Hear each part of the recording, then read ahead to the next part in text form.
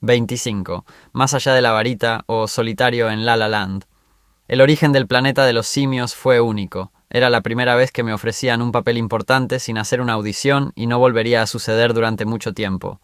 Un golpe de suerte que no se iba a repetir en ningún momento pronto.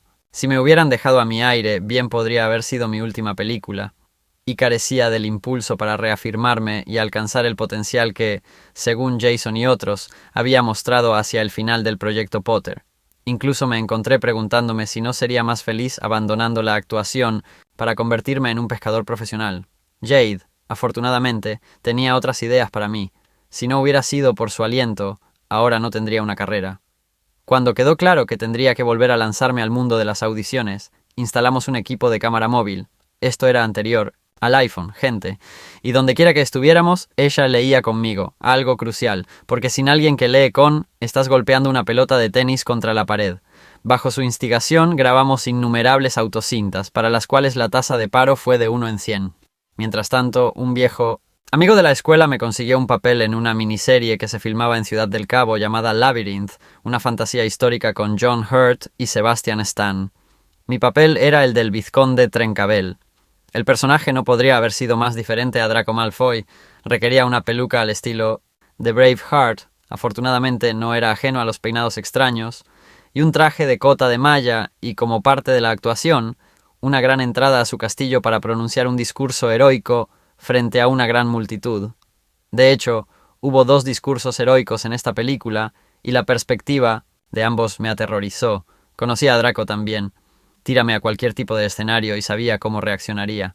Crear algo desde cero, sin conocer a nadie del elenco o el equipo de antemano, fue desalentador, y aunque estaba acostumbrado a producciones de cierta escala, ya no estaba en mi zona, de confort de Leavesden Studios, de mi tráiler y Puerta 5. Cuando aparecí en el set me di una buena charla. Tienes esto, Tom. Relájate. Conocí al director por primera vez en el set esa mañana, y un par de horas más tarde estaba caminando entre una multitud de artistas de fondo, enviados por correos, en cadena, listos para pronunciar mi primer monólogo. Esto es lo que pasa con los artistas de fondo. Algunos de ellos están interesados y otros no. Algunos mantienen su enfoque, otros luchan por ocultar su aburrimiento. Entonces, cuando me paré frente a ellos en mi primera toma, listo para decir mi parte y enloqueciendo ligeramente, vi, mirándome, un mar de rostros enfocados, excepto uno. Este rostro se destacaba. Un adolescente, más joven que el resto de ellos, con una expresión que me recordaba a mí mismo en el pasado. Me miró con total desdén, como el de Draco, tal como lo habría hecho yo. Casi podía escuchar sus pensamientos. Oh, ¿sí?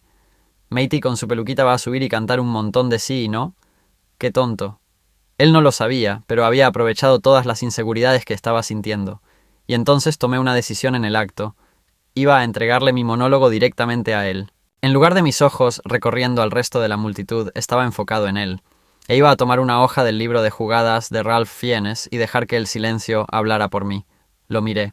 Dejé que la incomodidad creciera. Lo vi mirar de izquierda a derecha, claramente preguntándose, ¿me está mirando?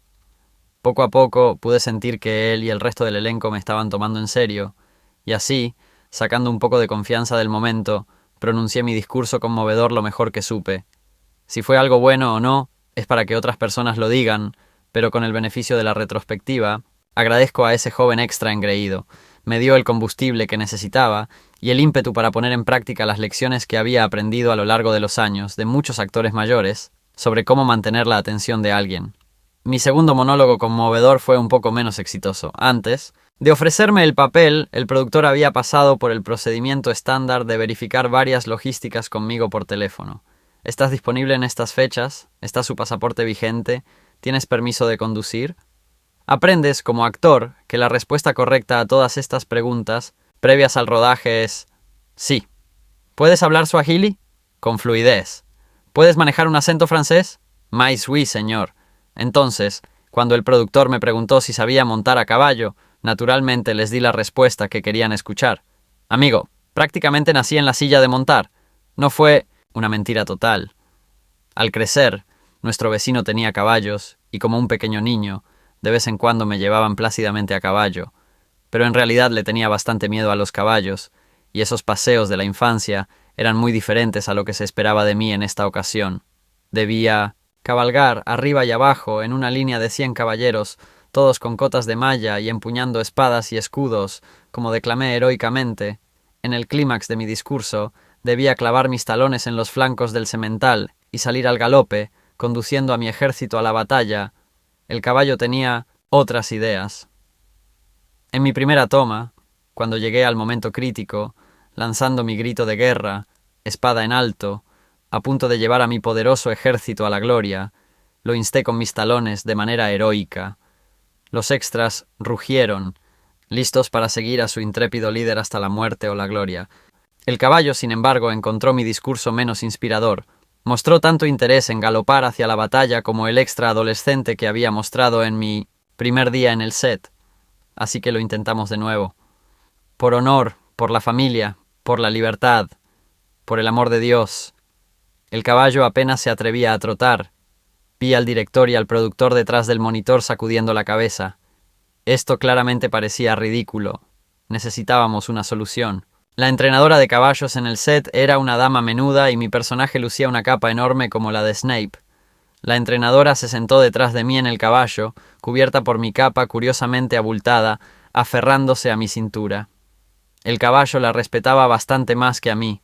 Cuando llegó el momento, empujó suavemente los flancos del animal y mi poderoso corcel se desbocó furiosamente.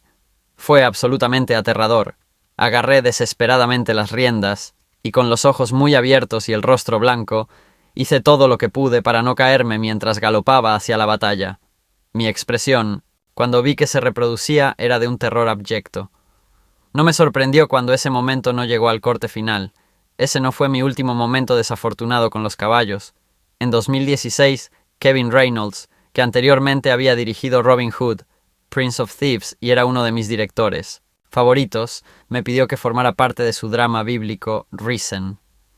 Interpretaría a un soldado romano junto a Joseph Fiennes, el hermano de Ralph, quien me tomó bajo su protección. Una de las primeras escenas fundamentales nos involucraba montando a caballo, a través de otra gran multitud de extras, todos arrojándonos piedras de papel maché, hacia la crucifixión. Aquí, el carácter de José era tener una conversación con Jesús, mientras yo estaba sentado tranquilamente a caballo a un lado. Los caballos habían estado ensayando esta escena durante horas sin nosotros, pero ellos no sabían que las rocas estaban hechas de papel maché y, comprensiblemente, eran asustadizos. Lo que mi caballo definitivamente sabía, sin embargo, era que la tabla en su espalda, yo, no era un jinete. Mientras Joseph Fiennes realizaba su fantástica actuación, mi corcel se negó a quedarse quieto. Giró hacia un lado, y luego hacia el otro, hacia la multitud, y luego hacia afuera.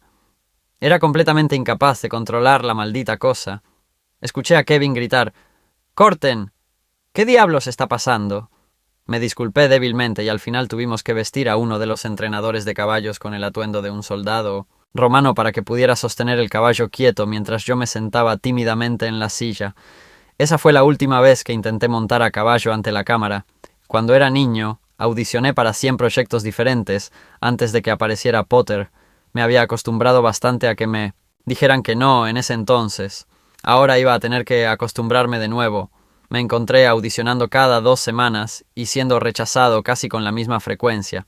Era consciente, por supuesto, de que algunas personas se sorprendían de que tuviera que hacer una audición, pero la verdad es que no se me pasó por la cabeza que me ofrecieran algo. No era como si tuviera un showreel diverso. Me parecía una locura, ahora que me enfrentaba a la perspectiva de desarrollar una carrera como actor, que me hubieran entregado El origen del planeta de los simios, sin que nadie se fijara siquiera en mi acento estadounidense. Se sentía más normal estar en el final de la vida del actor de trabajo. Una vez más, si hubiera dependido de mí, podría haber permanecido en ese estado de limbo. Pero Jade era una fuerza impulsora, y Alan Radcliffe me había dado un buen consejo. Búscate un buen agente, ve a Los Ángeles y ponte en tantas salas como sea posible. Y entonces hice exactamente eso. Alguien dijo una vez que Nueva York tiene 4 veces más trabajo para un actor que Londres, y Los Ángeles tiene 4 veces más trabajo que Nueva York. Haga los cálculos, y es fácil entender por qué tantos a miles de actores de todo el mundo llegan a Hollywood. Es una ciudad de contradicciones.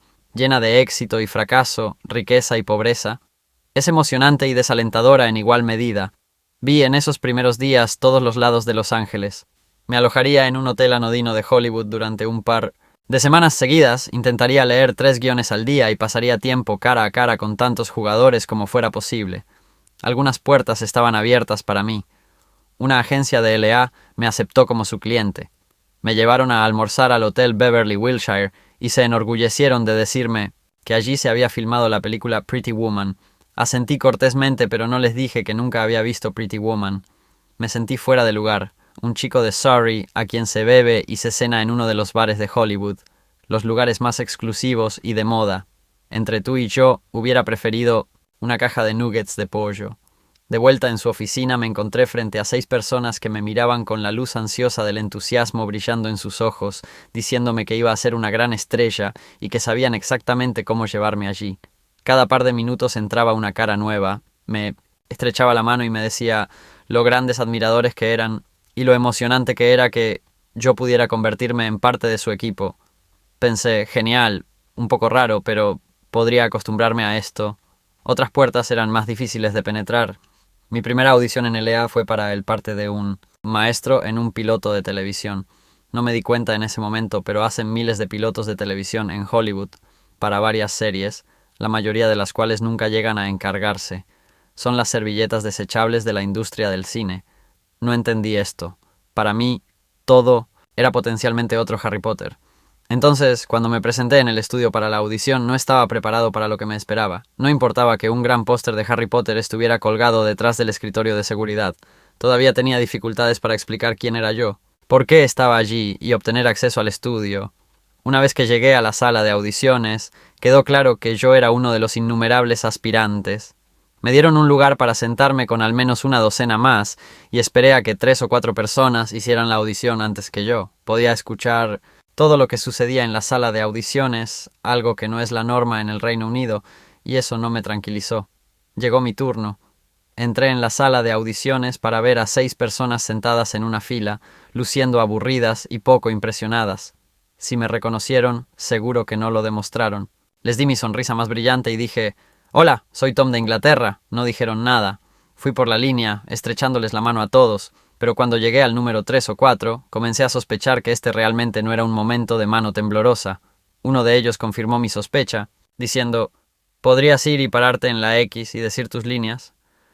Miré por encima del hombro y vi una X de cinta adhesiva en el suelo. «Bien», yo dicho. «Lo siento». Y tomé mi lugar. Mientras estaba allí, apenas parecían darse cuenta de que estaba en la habitación. La realidad de la situación hizo clic en mi cabeza. Llevaban horas sentados aquí. Habían escuchado esta escena de todas las formas posibles de decirla. Era para un personaje sin importancia y no sabían o no les importaba en lo que había estado anteriormente. Por el contrario, no podían esperar para deshacerse de mí. A medida que caían estos centavos, mis nervios se dispararon. El papel para el que estaba audicionando era el de un personaje nervioso, pero no estoy seguro de que haya ayudado. Me abrí paso torpemente a través de mis líneas, con un acento estadounidense muy desconcertante. Una línea de Texas, una línea de Nueva Orleans, la siguiente de Brooklyn, repitiéndolas ocasionalmente para asegurarme de que había dicho bien mis palabras. Yo me encogía, y ellos se encogían más. A la mitad, 3 de ellos estaban en sus teléfonos. Nunca una buena señal. Fue mi primera audición desastrosa en Los Ángeles. No sería el último. Disculpas una vez más, Sir Anthony. Me gustaría decir que se vuelve más fácil. A decir verdad, no lo hace. Pero desarrollé un extraño tipo de adicción al proceso. Antes de cada audición, me paraba fuera de la habitación y mi cerebro nervioso trataba de enumerar todas las razones por las que realmente no tenía que estar allí, por las que simplemente debía marcharme. Pero después, el alivio de haberlo hecho fue como ninguna otra cosa. No importa cuán buena o mala haya sido la audición, la descarga de adrenalina extática me dio un zumbido único. Podría estar de vuelta en el punto de partida del mundo de la actuación, pero me estaba divirtiendo. LA puede ser un lugar solitario, especialmente al principio. Hay pocas experiencias más confusas que estar solo en esa ciudad loca, tratando de resolver todo. Sin embargo, cada vez que volvía, descubría que conocía a algunas personas más. Cuanta más gente conocía, más amigable se volvía el lugar.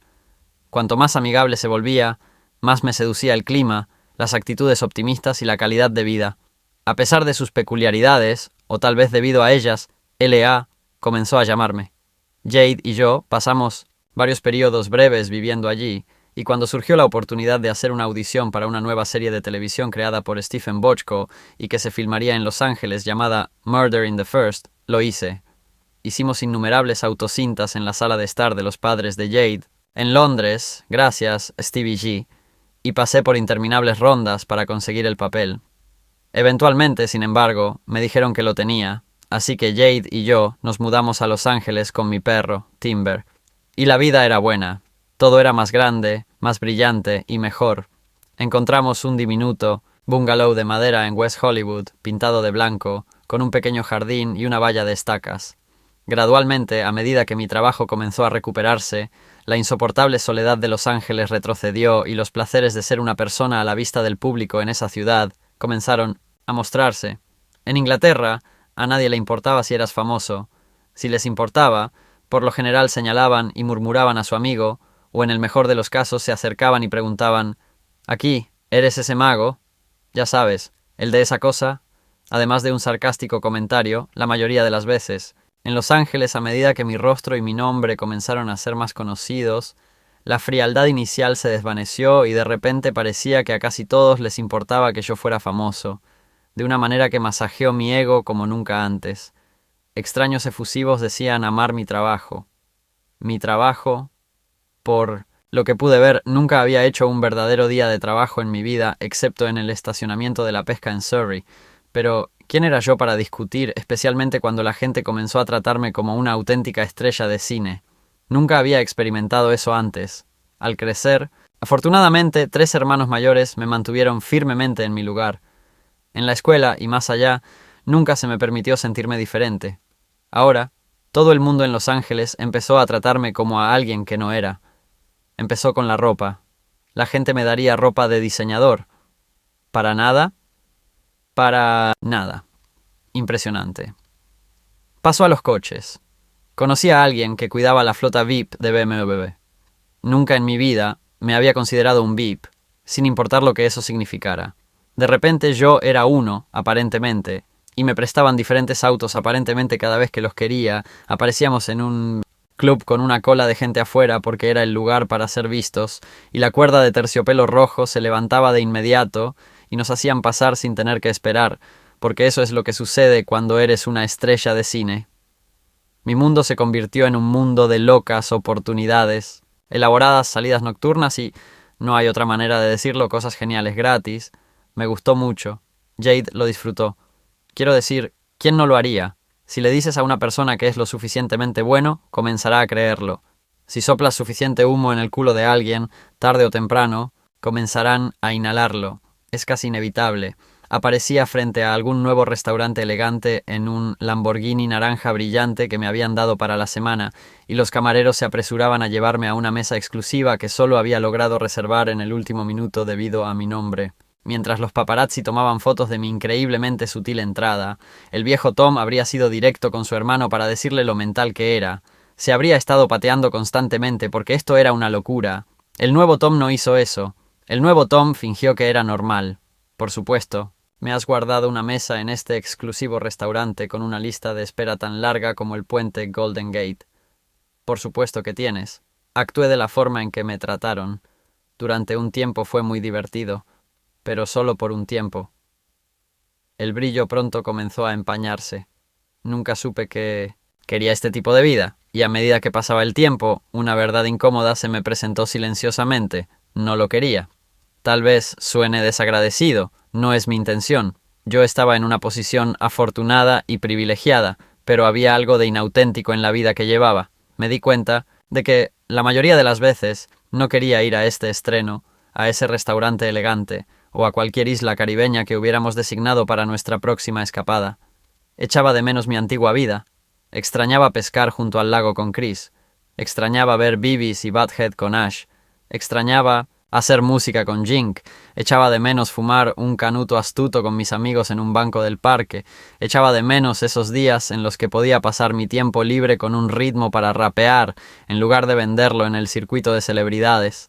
Extrañaba tener una conversación ordinaria con un ser humano auténtico que no sabía quién era yo y no le importaba. Echaba de menos a mi madre. Debería haber notado estos sentimientos y haber hecho un cambio. Debería haber expresado mis preocupaciones, si a nadie más, al menos a mí mismo. Dependía de mí, después de todo. Pero algo extraño había comenzado a suceder. Colocado en un entorno donde la gente estaba desesperada por hacer cosas por mí, comencé a perder la capacidad de hacer cosas y pensar cosas por mí mismo. Habiendo permitido que mi equipo recién nombrado de Los Ángeles me alentara con mi carrera como actor y me expusiera a este nuevo estilo de vida de Hollywood, sentí que había ido un paso más allá y subcontraté mi capacidad para tomar cualquier tipo de decisión o tener una opinión propia. Si la gente te recuerda lo afortunado que eres y que cierta forma de vida es genial, empiezas a creerlo aunque no lo sientas, en el fondo. De repente tus facultades críticas se vuelven gelatina y dejas de ser tu propia persona. Poco a poco ya no era yo mismo. Cuanto más me sumergía en el humo y los espejos de Hollywood, menos posibilidades tenía de conocer gente que no supiera quién era yo y, más concretamente, que no les importara. Diariamente me encontré teniendo una interacción humana menos genuina con la gente. Siempre parecía haber una corriente oculta, un subtexto, una agenda. No estaba siendo yo mismo. Desde que tengo memoria, había imitado las bufonadas autocríticas de mi padre. Ese sentido del humor era una segunda naturaleza para mí, una parte integral de quién era yo. Pero en la empresa me estaba quedando en Los Ángeles, no se traducía. Todo el mundo se tomaba a sí mismo demasiado en serio. Todos me tomaron demasiado en serio. Y tal vez, debajo de la superficie, había otros asuntos en juego. Mi familia no era ajena a los problemas de salud mental. Ash había sido hospitalizado de niño. Jink de adulto. Una predisposición a tales problemas estaba en mi sangre. Es fácil para mí pintar un retrato de un joven corrompido por Hollywood, pero tal vez haya más que eso. No hay duda de que L.A. me hizo sentir peculiarmente solo y desvinculado de mí mismo. Sentimientos, seguramente, que podrían desencadenar problemas de salud mental en cualquiera. Quizás estas dificultades se camuflan más fácilmente cuando estás sentado más allá de las cuerdas de terciopelo o detrás del volante del Lamborghini naranja brillante. Ansiaba escapar de la versión de mí mismo en la que me estaba convirtiendo. Anhelaba el contacto humano con personas a las que no les importaba nada el estilo de vida de la alfombra roja. Anhelaba el viejo yo. Ansiaba autenticidad. Lo encontré en un bar llamado Bonnie's Beanery.